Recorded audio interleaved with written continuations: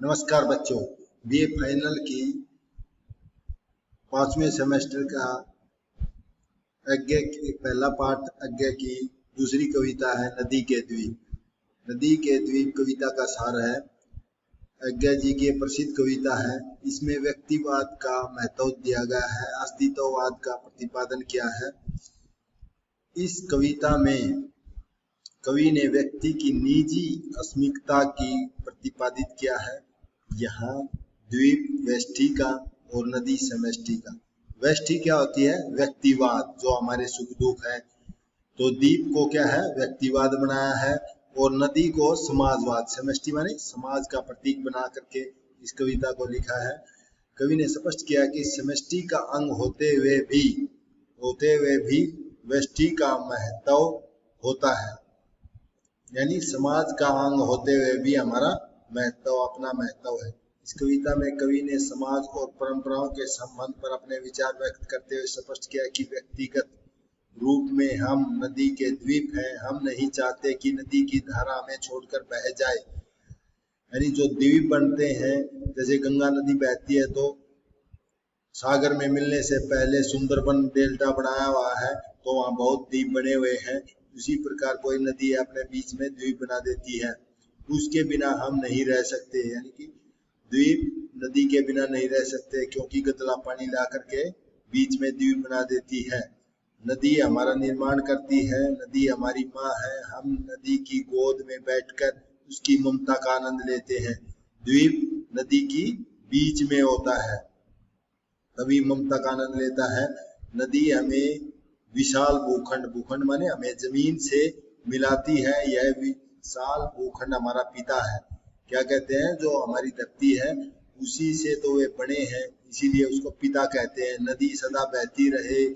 यदि नदी मंद गति के स्थान पर विकराल रूप यानी बाढ़ का रूप धारण कर ले, बहती है, तो वह हमारे मरम यश को नष्ट कर दे। यदि बाढ़ का रूप धारण कर ले तो द्वीप बह जाएगा। उसका भयानक रूप मंजूर है, क्योंकि तब हम रेत का रूप धारण कर लेंगे।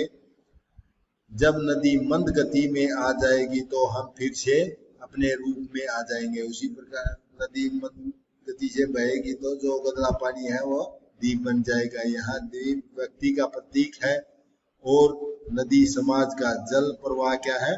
परंपराएं, सामाजिक परंपराएं हैं। व्यक्ति समाज से पृथक नहीं रह सकता, अपितु वह समाज की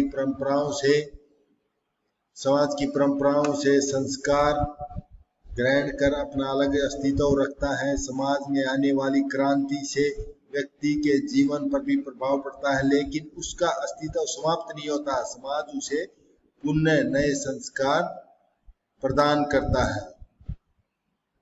प्रस्तुत पंक्तियां हमारी हिंदी की पाठ्य पुस्तक समकालीन हिंदी कविता में संकलित नदी के द्वीप से ली गई। इसके रचयिता अज्ञा जी हैं। इसमें प्रतीकात्मक और विशिष्ट कविता है। इसमें व्यक्ति की निजी अस्मिकता के महत्व को प्रतिपादन किया है। कविता में द्वीप, व्यष्टि और नदी समष्टि माने समाज का प्रतीक बताया गया है। समष्टि का अंग होते हुए भी व्यष्टि का महत्व दिया गया, यानी व्यक्तिवाद का महत्व दिया गया। हम नदी के द्वीप हैं। हम नहीं कहते कि हमें छोड़कर स्रोतसिनी बह जाए, वह हमें आकार देती है।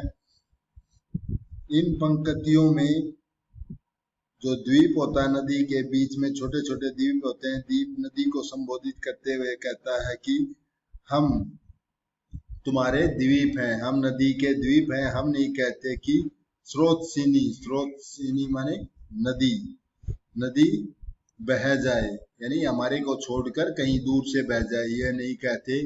वह हमें आकार देती है। हमारा यानी नदी ही उनको रूप आकार बनाती है उनको। हमारे कोण गलिया अंतरीप उभार सैकत कुल सारी गोलाइया उसी की गढ़ी है। माँ है वह, इसी से हम बने हैं। इसमें कोण माने जिस प्रकार कोणदार, त्रिकोण, चौकोर, गलिया बनाना। आंतरिक माने बीज के टीले के रूप में उभार देना, टीला के रूप में उभार देना नदी के बीच में। सैकत माने रेत, कुल माने किनारा, और हमारे जो द्वीप का कुल किनारा है, रेत का किनारा बना देना। जो नदी है वह द्वीप को आकार, कोण, उसकी गलियां, किनारे, गोल घेरे आदि नदी द्वारा ही निर्मित किए जाते हैं। वह क्या है? द्वीप की माँ है। द्वीप क्या कहता है? वह हमारी माँ है, इसी से हम बने हैं, नदी से ही वह बने हैं। किंतु हम द्वीप हैं, हम धारा नहीं, शिथिर समर्पण है हमारा, हम सदा से द्वीप हैं स्रोतसिनी के। किंतु हम बहते नहीं, क्योंकि बहना तो रेत को होना है, हम बहेंगे तो रहेंगे नहीं। प्रस्तुत पंक्तियों में द्वीप नदी को संबोधित करते हैं कि हम द्वीप हैं, हम धारा नहीं है। जो नदी की धारा बहती है, हम धारा नहीं है। शिथिर समर्पण है हमारा, हमारा नदी के प्रति समर्पण है। समर्पण मीन समर्पित करना, हम नदी को समर्पित है।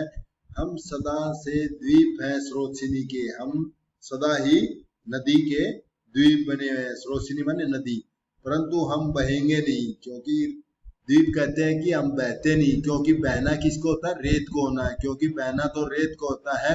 हम बहेंगे तो रहेंगे नहीं, यानी रहेंगे नहीं तो मतलब विनाश हो जाएगा, यानी कि बहना रेत को होता है, यदि रेत बह जाएगा तो द्वीप कहाँ से बचेगा।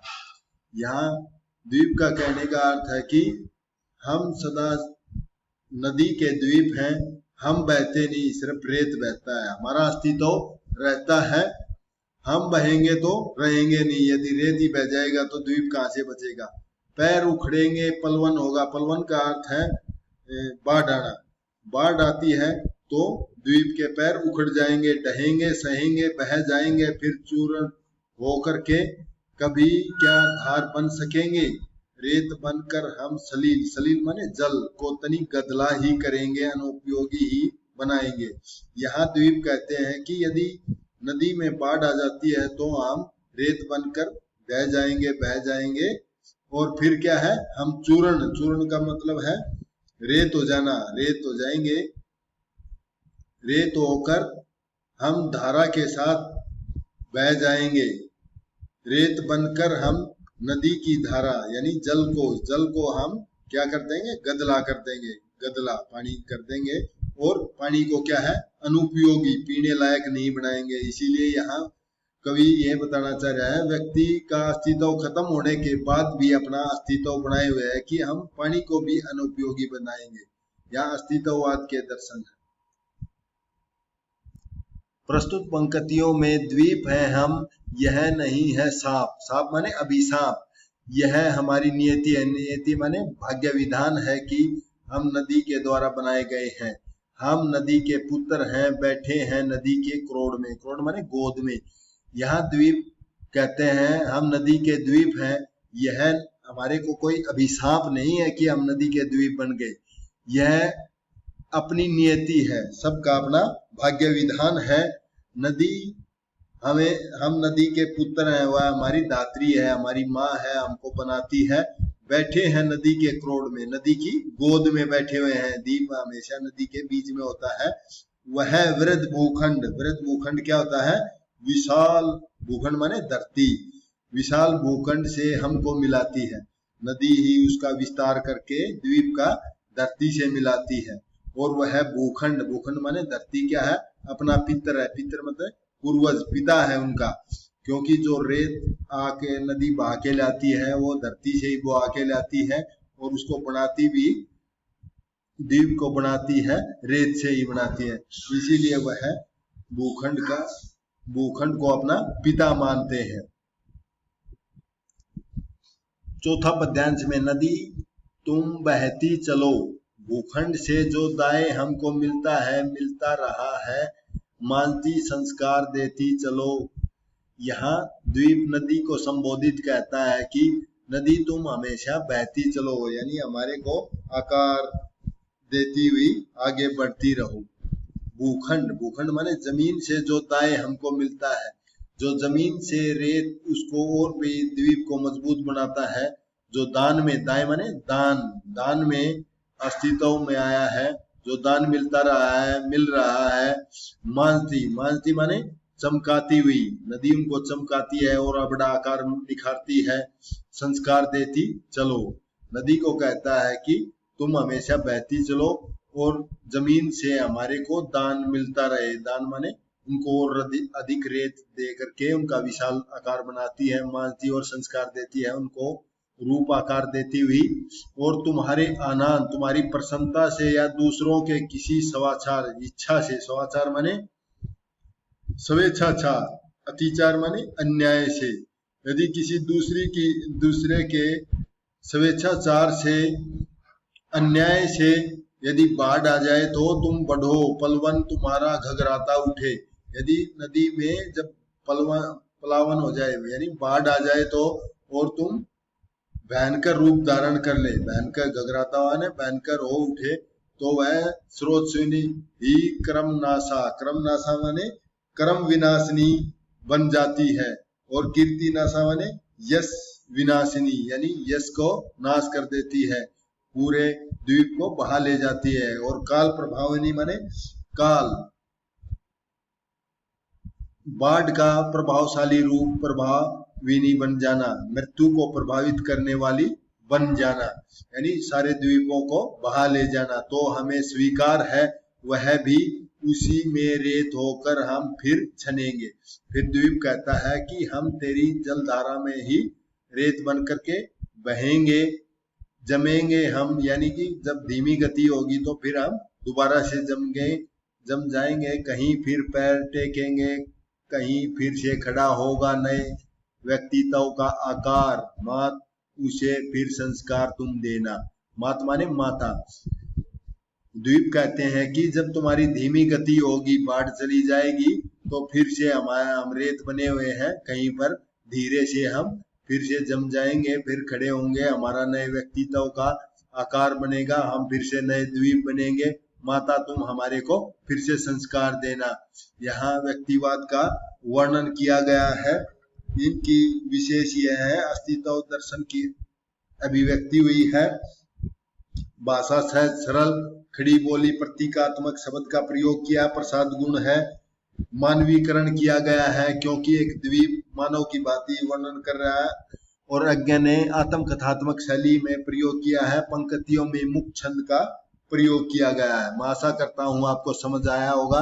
इसको लाइक करें, शेयर करें और सब्सक्राइब करें, जिससे चैनल आगे चल सके। धन्यवाद।